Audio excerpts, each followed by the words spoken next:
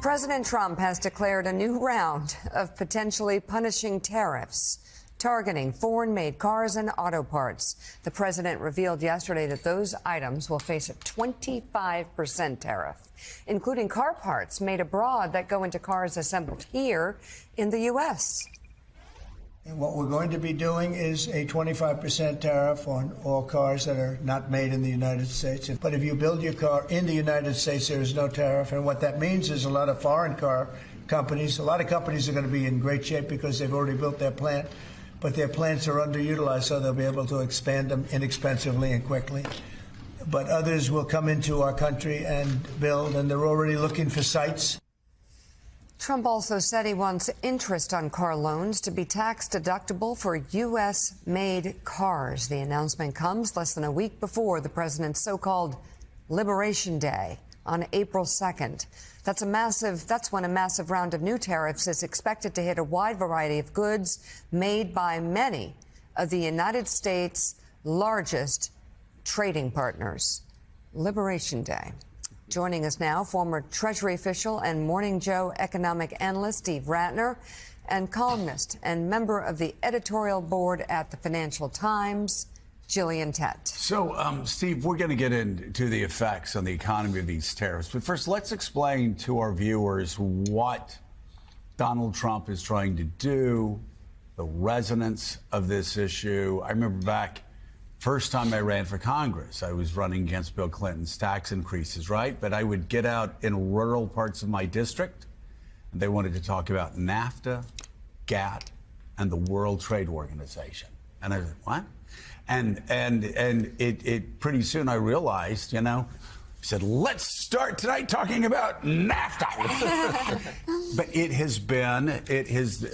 the populist, the populist message has been powerful for 30, 40 years now. If you're talking about open trade borders and, we'd always say we want fair trade, not free trade. So talk about the theory of the case for Donald Trump and the protectionists. It really goes back, Joe, a lot to Ross Perot, which you'll remember, right? He showed those charts. We like charts, some of us, in the 1992 presidential campaign, and talked about the great sucking sound of jobs that were going to be leaving America for Mexico and other places because of trade.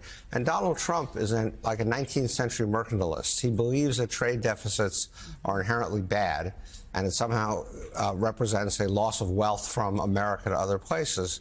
And as Gillian and I would, I think, both agree and can talk about, that's not really how it works. That's not really the point. But that's what he's pursuing. And so it's this combination of this populism you described and this 19th century view of how economies should be managed that puts us here. Well, and it's interesting. You did have Ross Perot doing that in 92. Pat Buchanan, very successful in the Republican Party in 92. A lot of us saying the same stuff, getting elected in 94.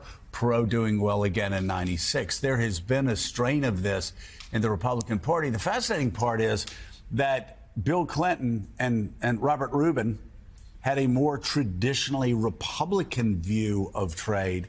And that's when the unions and working class Americans started feeling left behind. That's something Donald Trump's taken advantage of politically.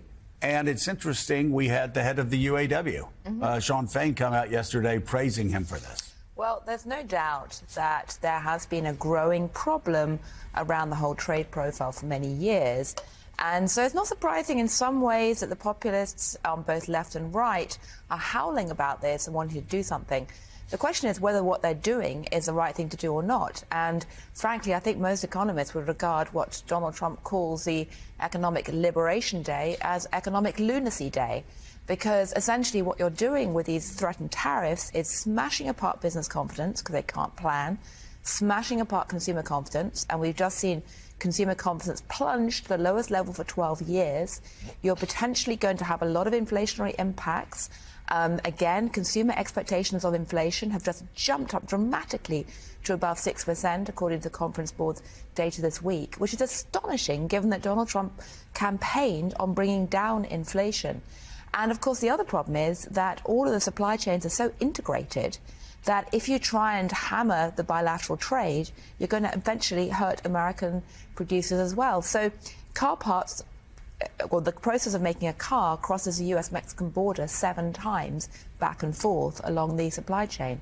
Now, Trump appears to have indicated that Mexico and Canada won't be caught up in the car tariffs this time round, or the auto tariffs. But who knows? People are getting very nervous and uncertain. Yeah, one of the things that Jillian points out, Steve, that there are going to be tariffs even on auto parts that are brought into the United States, even if the car is assembled then inside the United States. So just for people watching today who are thinking about buying a car, want to buy a car, own a car, what does that mean for prices? 25% if you talk about Mexico, Canada, but also Japan, South Korea. It means car prices are going to go up, and there are estimates out there. There was one consulting firm that put out an estimate the other day that it could be anywhere from $4,000 to $12,000, depending upon the car that you buy. Remember, one other thing about tariffs, they raise the price of cars that are imported, but they also raise the price of cars that are produced here.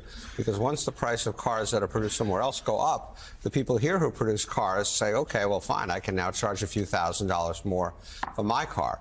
So you can expect the prices really of all cars to go up for consumers as a result of this. But I think that, what the Trump team are betting on is that they'll be able to bully businesses into not passing prices on to consumers. And they're also betting on the idea that any inflation from this will be offset by more deregulation and, above all else, a lower oil price or energy prices. That's their big bet. They could be right, but the problem is that pushing down energy prices right now is going to be tough when you're threatening tariffs on Canada over energy. Yeah, but again, the big picture is Donald Trump would say, we want factories to come back here. We want manufacturing to come back here. We want American cars to be made here 100%. And of course, the great challenge of that is you're trying to unwind, 40 years, 45 years of globalism that started when, not to personalize this, but when Mika spilled caviar in Deng Xiaoping's lap. The normalization of relations with China, 1979. So how do you unwind that in a way that doesn't shatter the economy? It's hard to see that. That's the butterfly flaps its wings moment. It's Mika's mishap. Exactly. Yeah. And here we are. But it's to a point. Business leaders say how unlikely and how lengthy that process would be. And David Ignatius, you've written about this uncertainty too. And I want to go one step further with the discussion here at the table. How Trump has made this so personal. So in fact, he took to Truth Social at 1:50 this morning. The president was up late last night, says this: if the European Union works with Canada in order to do economic harm to the USA, large-scale tariffs, far larger than currently planned, will be placed on them both in order to protect the best friend that either of those two countries ever had. So all sorts of the post brimming with resentment and anger there from the president to both Canada and the EU, and just seemingly threats of further and further escalation and trade war. So, Jonathan, I think we often underestimate just how passionate Donald Trump is about tariffs. You go back years reading and listening to what he's had to say, and this has been this idea that we can somehow go back to the 19th century and build Fortress America and revive our manufacturing behind tariff walls is something he's long believed. I want to ask Jillian. Jillian, you published a very influential column, several columns, but one in particular, that says there's a big idea behind this tariff campaign expressed by the White House Council of Economics advisor, Stephen Merrin. Maybe you could just briefly explain that to people. It's one of the most insightful pieces of journalism I've seen since this began. Well, thank you very much indeed, and I'd commend your journalism for teaching me a lot. Briefly, it's very important to separate out what the Trump team is doing using a framework that Goldman Sachs used to teach its incoming analysts: goal, strategy, and tactics. Goal, vaguely, is an instinct to so-called make America great again. The strategy is to try and reset the global economic, trade, tech, and military relationships. The tactics are tariffs and all the threats and bullies and the uncertainty. And it's important not to confuse the tactics with the bigger goal, which is basically to try and reorientate the whole economic system. So these on-off tariffs, these threats, these bullies are all about trying to soften up what Trump would regard as, or used to regard as friends, many people now think are more like foes, soften them up to agree to some big reset of the global economic and trading system. Whether it's going to work, we don't know. But insofar as they think these tactics about trade threats and tariffs are going to keep giving them leverage and power, it's all about hegemonic power being the biggest bully in the room, if you like. They're going to see a lot more of these. Wow. Steve, you wanted to jump in. I'm also thinking about how at the early days of this administration, both Japan, South Korea came and said, we're going to invest tens of billions of dollars in America, hoping to stave off some of these very tariffs. Mexico, we're going to put more troops on the border, hoping to stave off tariffs, and yet here we are. Yeah, and countries like Japan said we'll buy more liquid natural gas and so on. Everybody was trying to stop this. But what I wanted to say, to go to Joe's point, it also relates to Jillian's point, is that we are not going to go back to where we were in 1950 in terms of what we make here. We can all discuss, like who lost China. We can all discuss who lost manufacturing, why it happened, and why we are where we are. But we're not going to go back to where we were. And so all of what he's doing, in my opinion, is not going to reset the table. What it's going to do is basically cost consumers here a hell of a lot more money, because the whole point of trade is to lower costs for people, and it was doing that. Part of why we had such a low inflation rate post the GFC until COVID was because we were importing a lot more, and it was all cheaper and better because we were importing it. And so American consumers, we may help a few manufacturing workers, we'll see, but for the bulk of American consumers, they're simply going to find that things are more expensive and so forth. And Trump is not going to win this trade war because the trade lines are now so dispersed.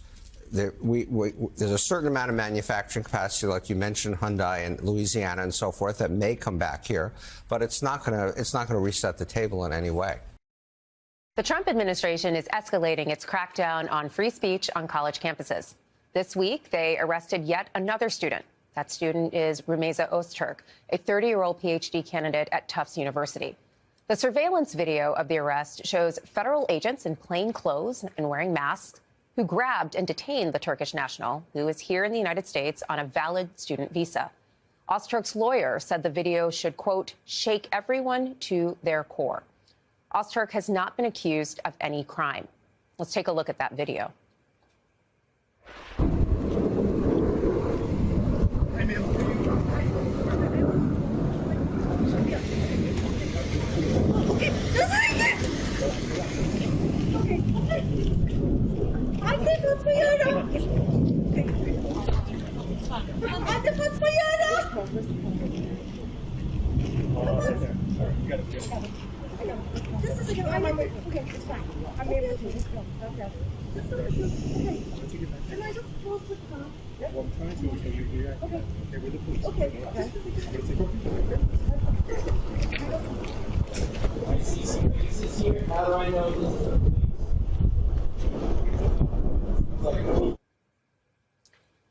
Öztürk is currently being held at an ICE detention facility in Louisiana. This morning, a judge ordered the Trump administration to explain why Öztürk was detained. DHS says that she is, quote, engaged in activities in support of Hamas, a foreign terrorist organization. What those activities are entirely unclear. NBC News reports that Öztürk co-authored an opinion essay in the Tufts student newspaper criticizing the university's response to demands that it acknowledge the Palestinian genocide and divest from companies with direct or indirect ties to Israel. This afternoon, Secretary of State Marco Rubio said that Öztürk's visa had been revoked. We revoked it, and here's why. And I'll say it again. I said it everywhere. Let me be abundantly clear. If you apply for a visa to enter the United States and be a student, and you tell us that the reason why you're coming to the United States is not just because you want to write op-eds, but because you want to participate in movements that are involved in doing things like vandalizing universities, harassing students, taking over buildings, creating a ruckus, we're not going to give you a visa. Öztürk's shocking arrest comes amid other attempted deportations targeting students who have expressed pro-Palestinian sympathies. This week, a judge ordered the United States to stop attempts to deport Columbia student Yeonseo Chung. Chung sued the Trump administration over its attempts to detain her. Chung is a 21-year-old Columbia undergraduate who participated in anti-war protests. She's also a permanent legal resident who has lived in the United States since the age of 7. As her lawsuit says, quote, ICE's shocking actions against Ms. Chung form part of a larger pattern of attempted U.S. government repression of constitutionally protected protest activity and other forms of speech. Joining me now to discuss all of this is Naz Ahmad, Yoon Seo-chung's lawyer, and Jamal Green, a constitutional law expert and professor at Columbia Law School. Naz, thank you for joining us. Can you tell us how your client, Yoon Seo, is doing right now? She feels so much better. She feels so much relief after the order from Tuesday. And I think she feels like she can meaningfully engage, go back to school, like go to her classes, be with her friends. So a huge weight off her shoulders. What's next for her and her case against the government? Right. So the judge issued just a temporary order and, didn't weigh in on the merits of the case, understood that, the government failed to provide any reason why she should be detained pending further proceedings. So, we have legal briefing on enjoining them from, applying this part of the immigration law against her. And so that's going to happen over the next few weeks. An oral argument will happen in May. And so, it remains to be seen. So there's a longer road ahead for this student. But for now, she is here and safe. Yes, correct. Absolutely. Jamal, you saw that shocking video detaining the Tufts University student. What exactly are the administration's legal grounds for detaining her? And what are the due process protections to which she's entitled as a foreign national on a student visa? So we don't fully know exactly what the theory is. We don't know substantively what they're actually claiming that she's done. We have some circumstantial evidence. She's written this op-ed, so that is protected speech. So that's a problem if that's the reason she's being detained. There is a law that says on its face that under the Immigration and Nationality Act, that the Secretary of State can make a determination that someone is adverse to the foreign policy interests of the United States and can be deemed inadmissible by the Secretary on those grounds. But just because that law exists on the books doesn't mean that every application of that law is necessarily valid or constitutional or legal. And that's the same law that the government cited with regard to the detention of Mahmoud Khalil. That's right. And the one time this law has actually been challenged in court, it was declared to be unconstitutional by none other than the sister of the president. The late Marianne Trump Barry. The late Marianne Trump Barry in a court decision saying you can't just give someone sort of standardless power to just decide that someone is adverse to the foreign policy interests of the United States. That's a serious due process problem, a serious rule of law problem. And it's an especial problem when you're talking about free speech, which is at issue here. Can we talk a little bit about the due process concerns here? I mean, this is the situation with the individuals who have been detained as Venezuelan gang members. Many of them argue they are not, in fact, Venezuelan gang members. Aren't they supposed to have some opportunity to be able to present evidence of their status and to refute the charges against them from the government? So with respect to these Venezuelan nationals or accused Venezuelan nationals, we actually don't know a lot about their cases either. The president is claiming to invoke the Alien Enemies Act, which gives power when there's been an actual invasion in wartime to deport people essentially without due process. Here, this is peacetime. The D.C. Circuit in D.C. has decided there's a court opinion saying, this is not the same thing as a military invasion. And it's really, just stepping back from the kind of legal niceties here. The idea that you can pick someone up off the street and render them to a foreign country, send them to a prison in Louisiana, as in the Khalil case or in the case of Ms. Ozturk, without any opportunity to defend themselves is contrary to the very most basic protections that we associate with the U.S. Constitution. I want to bring in New York Times chief White House correspondent and MSNBC political analyst Peter Baker, Chris Marr, a former Pentagon spokesperson in the Biden administration, and Jamil Jaffer, founder and executive director of the National Security Institute. He's also a former counsel to the House Intelligence and Senate Foreign Relations Committee. Good to see all of you. Peter, these efforts to sidestep or minimize what happened is a familiar part of the Trump playbook. How is it working this time? And could this incident possibly be too big for it to work? Well, that's a very good question. We'll see. This is a test of how far Trump can go in bullying his way past a controversy that normally would concern certainly Republicans quite a good deal. Remember, Republicans are the ones who, talked about the dangers of using a private email server when the then Secretary of State Hillary Clinton did that. That they said that those emails, most of which were not anywhere near classified, in fact, weren't even marked as classified at the time, nonetheless was an example of sloppiness and carelessness and recklessness on the part of a senior official. Well, Secretary Hegseth may be right that the certain information was not in these particular Signal chat messages, but let's remember what was in there, the specific time of the attack in advance. If you knew that and you were the target of that attack, certainly that would be a useful thing to know, and certainly that has to be a sensitive thing that nobody would want out there. Certainly Republicans on the Hill very nervous about that. You're hearing talk of whether they should be investigating and whether or not Mike Waltz or Pete Hegseth should lose their jobs. So, Jamil, Attorney General Pam Bondi was asked about all of this today. Here's what she had to say. It was sensitive information, not classified, and inadvertently released. And what we should be talking about is it was a very successful mission.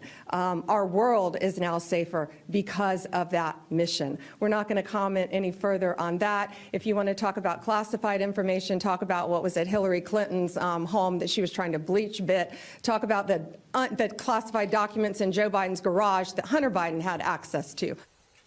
So, Jamil, you heard her quickly try to deflect Hunter Biden, Hillary Clinton. Are you hearing any concerns that this goes beyond, I don't know, tightening communications, that this has already caused real damage and, trust from our allies, the national security community, the military? Is there a longer-term impact here?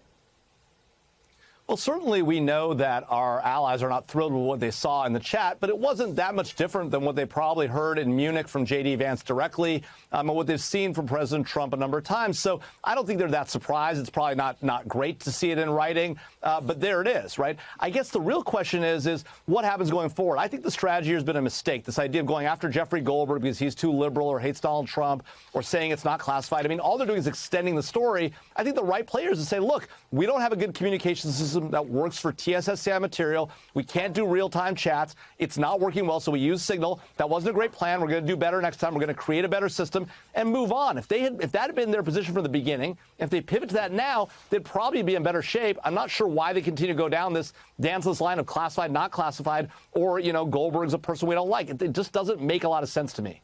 Is there a question in your mind about whether this was classified? Look, I mean, there are arguments you could make. Oh, the Secretary of Defense declassified it. He's the owner of this information. Or once the operation was underway, of course, this was before the operation began. But once it began in process that you're declassifying the information. I mean, there's a lot of arguments they could make. And there's, you could dance on the head of a pin about. Well, look, it's not actually my decision or our decision. At the end of the day, the decision about whether something is properly classified ultimately rests with the president and those who are original classification authorities. They could make that call. It doesn't look like they did make that call here. So I think as a general matter, would I think these kind of things are classified? Sure. Can they argue it's not? Maybe so, and they're doing that, but why? It just doesn't make sense. They're just extending the story further, but getting themselves into more trouble. It doesn't make a lot of sense. If they're trying to move on from this, the right play is, you know what? It wasn't a smart move. We're going to do something different. We're going to get better communications services and move on with your life. I think actually that's where the public is probably at. I don't think everyone's really spun up over what happened here at the end of the day, but it's obviously the story continues. Yeah, and Chris, Secretary Rubio said, and I'm quoting, I think there will be reforms and changes made. How does that happen if the people in charge don't admit it was a mistake in the first place? That's exactly the challenge here, Chris. Really that's why I don't really get the logic. Oh, sorry. That's okay, Chris.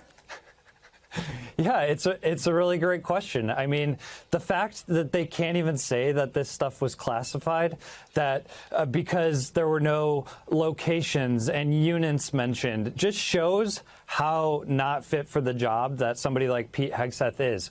Where does he think those Tomahawk missiles are coming from? Where does he think those F-18s are taking off from? We know, and our adversaries certainly know, that it's from an aircraft carrier strike group in the Mediterranean Sea. So it doesn't take a rocket scientist to figure out the location. if they have the general idea of the timing of the plans. And so what do we need to move forward? We need to put in place people who are going to be responsible with very sensitive, very classified information, and make sure that the troops below them can trust that our most senior government officials are making responsible decisions when they're putting their lives on the line. So, Peter, the National Review, conservative National Review, which called for, I should say, Secretary Hegseth to step down, I think a couple of days ago, ran an editorial this morning, and I'm going to read part of it. Damage control is not supposed to cause more damage, but that is what President Trump's team has created with its reaction to the Signal leak story. As a matter of crisis communications, it would have been better if Trump officials had simply admitted that they had made a grievous error and promised to tighten up their communications efforts. But look, you've written books on Donald Trump. Is that in their playbook?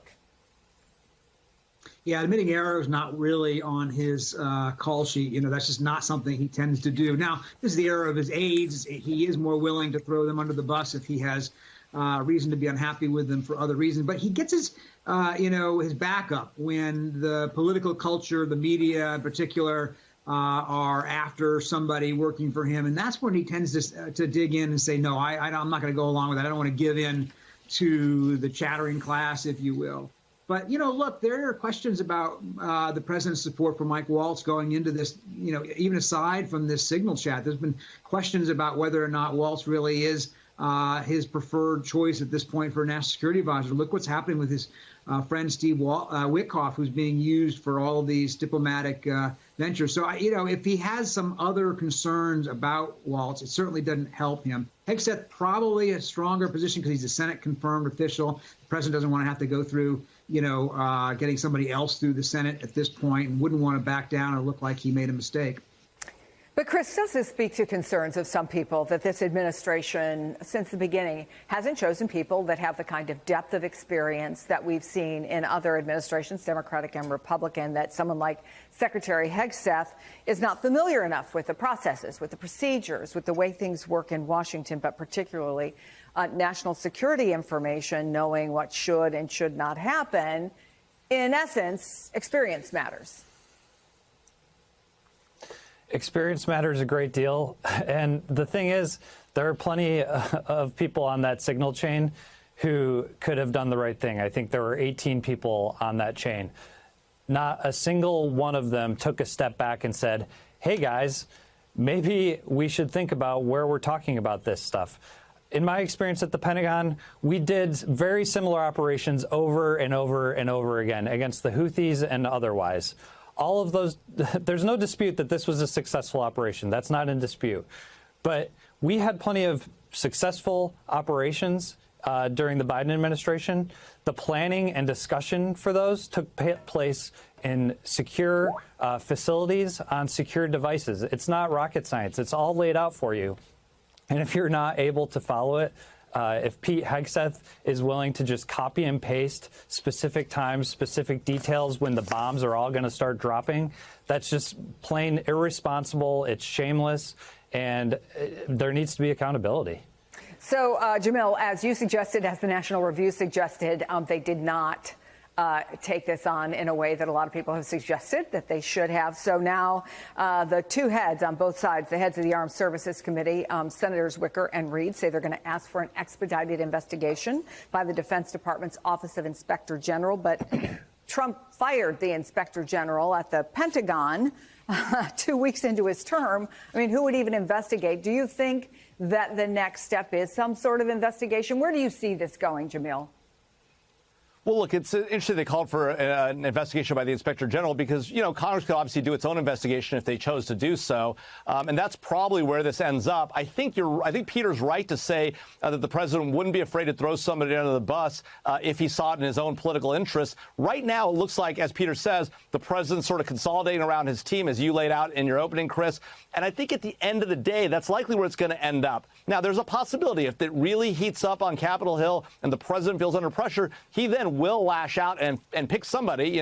It's kind of like Hunger Games in the Trump administration. So we'll see what happens. But I think at the end of the day, I think if they were playing this right, I think what Peter and Chris both just laid out is, at the end of the day, there's a way to solve for this. I doubt Pete Hegseth's going to get fired. I doubt Mike Waltz is going to get fired. I think the president's going to consolidate his team. They're going to make the case that they did what they had to do here. That was a successful operation, and they're going to move on and try to find a way to do this going forward.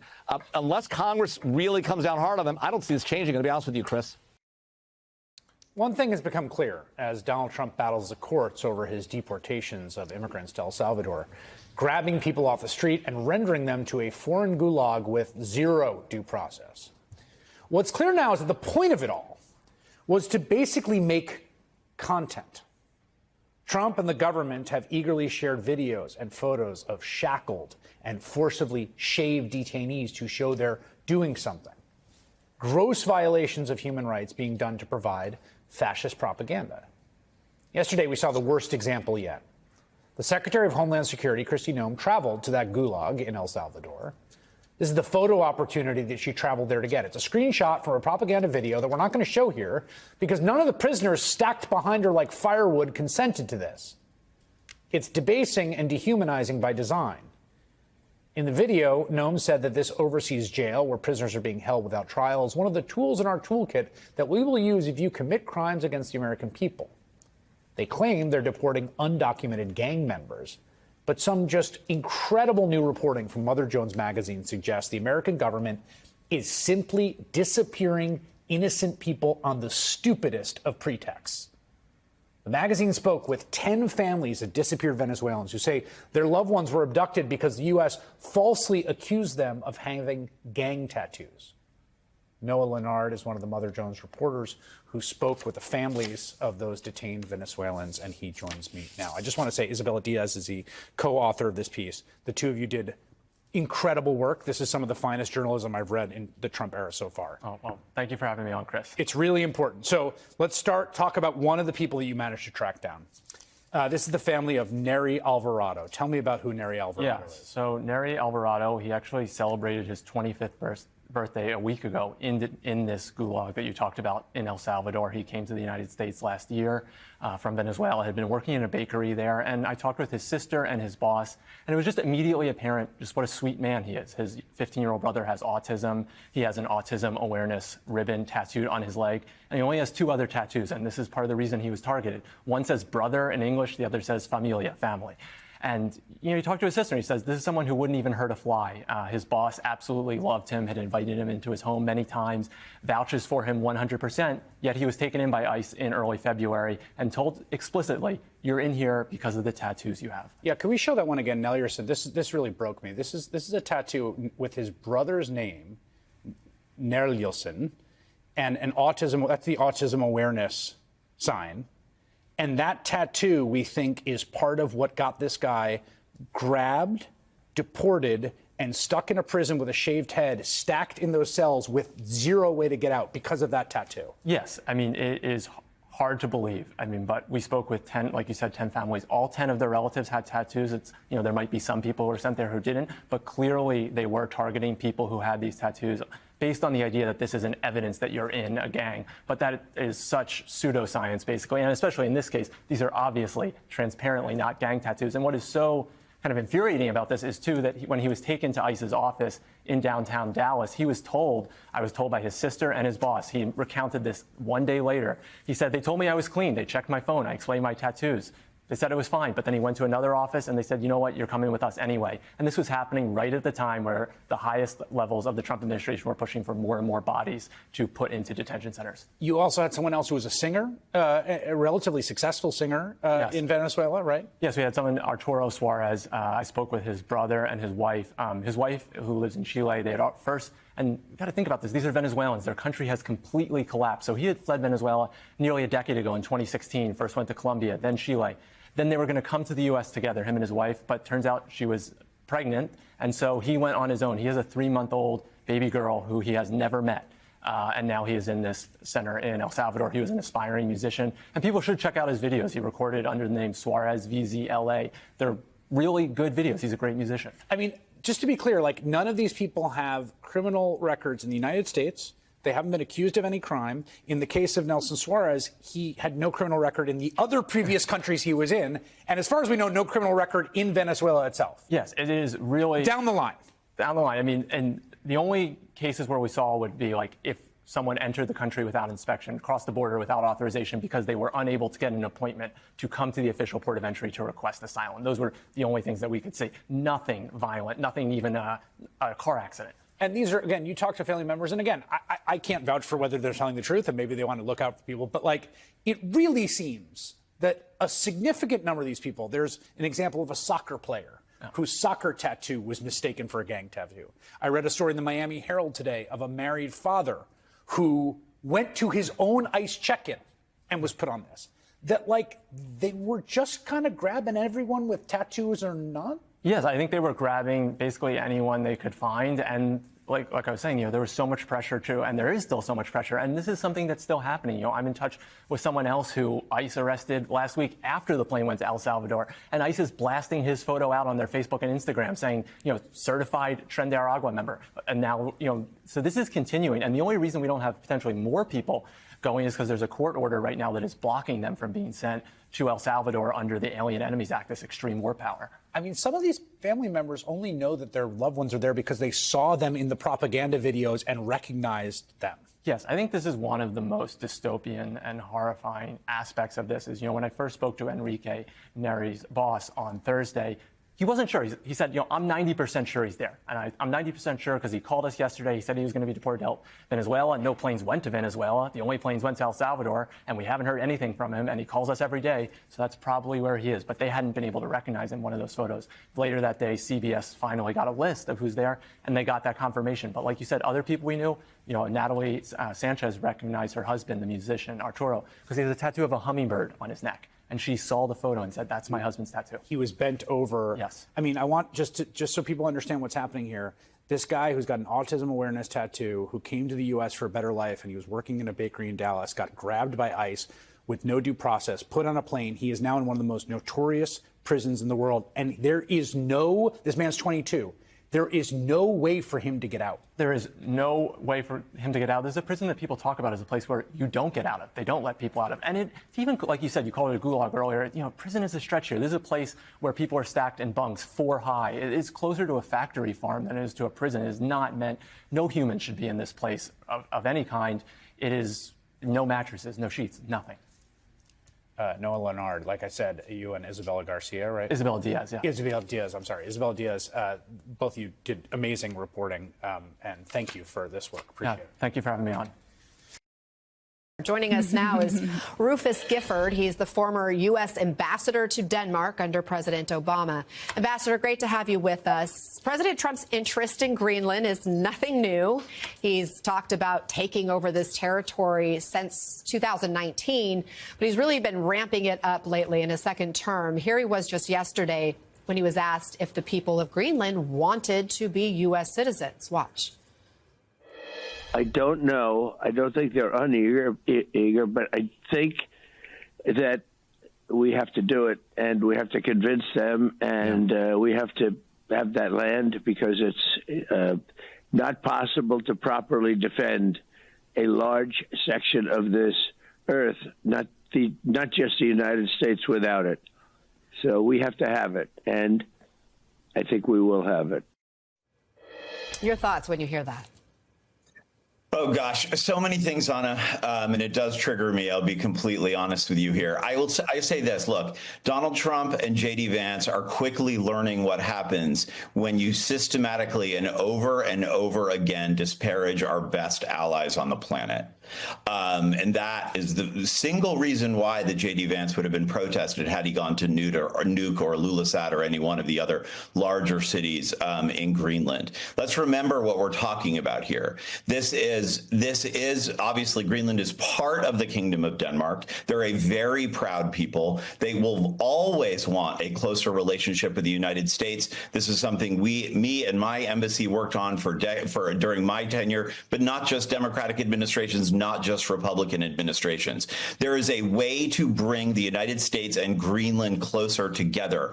But this, consistently going after the Danes, calling them not a good ally, being told told directly by the Greenlanders, please don't come, and then coming anyway, all of these tactics are just fundamentally disrespectful. So can you blame the Danes? Can you blame the Greenlanders for wanting to protest, to rise up, when they are, like the gentleman you just had on said, feel like they're being bullied in this situation? They love the United States. The Danes and the Greenlanders love the United States. They want nothing more than to have a closer relationship with us. But everything that's happening now is completely, it makes it harder for us to have a good relationship with Denmark, makes it harder for us to have a good relationship with the Greenlanders. And that is just devastating as far as I'm concerned. I mean, President Trump continues to say that the U.S. needs Greenland, that it's about international safety and security as well as national security. We know there's a lot of vital resources. It is a strategic location. Can you walk us through why President Trump wants it so badly, do you think? Look, I understand the argument here, meaning obviously the Russians and the Chinese are, I would make the argument, a bit ahead of us as it relates to their militarization of the Arctic. Things like military icebreakers and the like. We are behind. The United States, NATO, we are behind, and we need to catch up. But this is the fundamental issue here. Greenland is NATO. What the smarter strategic, in my mind, the smarter way to go about this is empowering NATO to do the work that they are built to do, which is defend the alliance. And if we need a greater military presence in that part of the world, the Greenlanders would welcome it. The Danes would welcome it. Remember, we had a much larger military presence on Greenland during the Cold War, and once the Cold War ended, we pulled back. We would, if we wanted to engage the Greenlanders and the Danes and NATO in order to build up the American military presence there, we absolutely could do it. It requires a respectful conversation across the table and not the way that they're going about it here. Again, look, I would welcome in every way a greater partnership between the United States and Greenland. But there is no reason, zero reason, why the United States needs to buy or acquire Greenland, which just makes no fundamental sense at this moment in time. Former U.S. Ambassador to Denmark, Rufus Gifford, thank you so much. I hope you'll come back as we continue to follow this story, and Anytime, we'll see Anna. what happens with Anytime. the visit tomorrow. Thank you again.